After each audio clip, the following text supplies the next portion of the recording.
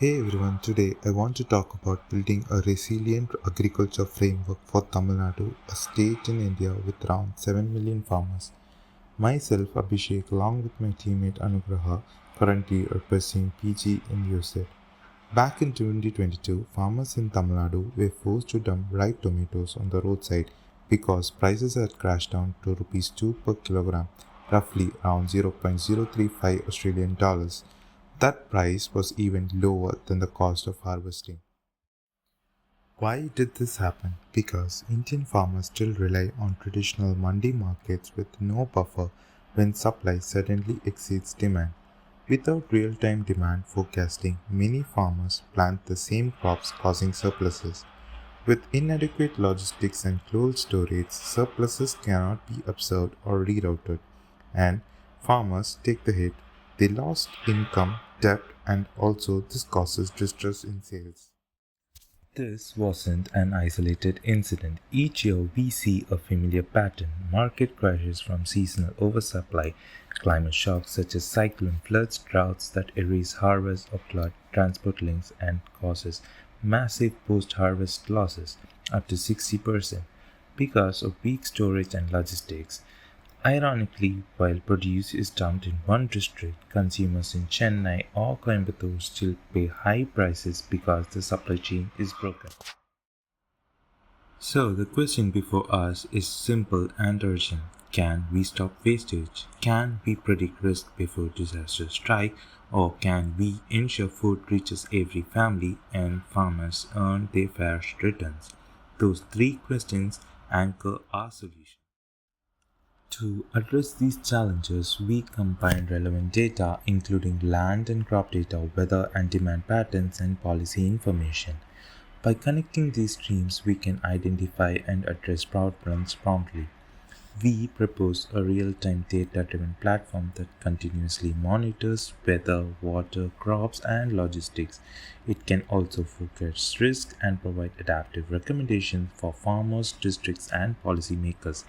In essence, it enables early sensing, quick decision making, and precise action. Moving on to the solution, let's imagine a cyclone approaching Nagapattinam. The system detects cyclone Burevi. On the overview dashboard, the district heat map highlights Nagapattinam with active alerts, evacuation notices, and AI recommendations for farmers to harvest mature crops immediately. Officials can also monitor logistics in real time. The logistics network map shows the vehicle locations and the status of open and closed routes. With landfall imminent, NH67 is temporarily closed. A truck carrying goods from Salem to Nagapattinam is stopped and automatically rerouted to the nearest cold storage facility in Madurai. The dashboard displays a real-time cold storage utilization, so decisions are data-driven, minimizing spoilage and waste. Furthermore, the system intelligently detects critical stock alerts from seed and fertilizer depots in real time using scenario based thresholds. With a cyclone approaching Nagapattinam, it flags affected districts and provides expected pest outbreaks, urgency levels, and risk assessment. It also shows real time inventories of pesticides, biopesticides on hand, and generates a strategic procurement plan with budget and priority, identifying which suppliers to source from based on current availability. We can look ahead with festival driven demand. Ahead of Diwali, the festival of lights in November, the system predicts rice demand across all districts and for individual districts as needed. We typically see a demand spike in November around Diwali for both vegetables and rice, significantly higher than in April during Tamil New Year. With these insights, farmers can time sowing based on forecast demand rather than relying solely on traditional practices. Moving on to the next scenario, a state's agriculture future hinges on policy. Our tool spans key domains and lets policymakers tweak funding and instantly see model effects such as impact score, crop forecast, and macro projection. The dashboard also flags implementation, market risk, and budget metrics such as cost, ROI, and break even. For instance, raising export promotion from 10 to 20% doubles the impact score from 7 to 14%. Lifting technology support from 15 to 30% brings the score to 9%. Cutting credit from 10 to 0% lowers the projected GDP to 8.6% and reduces the overall impact score.